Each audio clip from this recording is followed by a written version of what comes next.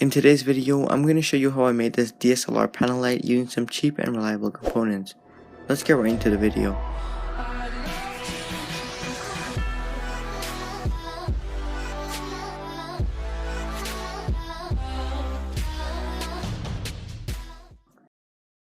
To build this, I used an 18650 battery holder in combination with an 18650 battery, a switch, a step-up module, some connecting wire, and something to mount everything onto.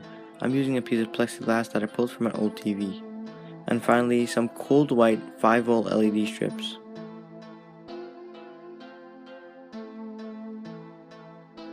To begin, I cut the LED strips into smaller sections, leaving me with 8 small strips with 7 LEDs on each.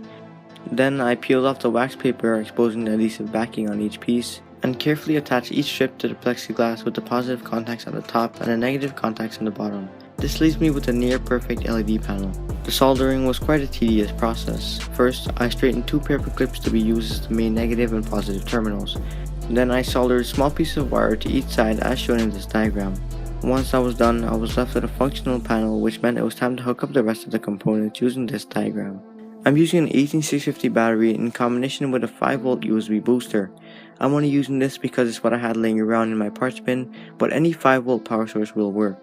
As you can see, the battery puts out around 3 to 4 volts, and when wired with a USB booster, 5V come from the left and right pins and the USB output. I'm going to be soldering my LEDs directly to these 2 pins. The rest of the wiring was quite simple. Once I was done, I used a bit of hot glue to mount all the electronics in place. The last part I glued on was the phone tripod mount. I was sure to use extra glue to ensure a strong bond.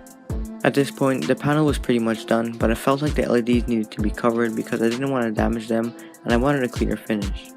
So I got my plexiglass again and cut out a suitable piece for the panel using my knife. Then I lined them up and drilled holes on the 4 corners.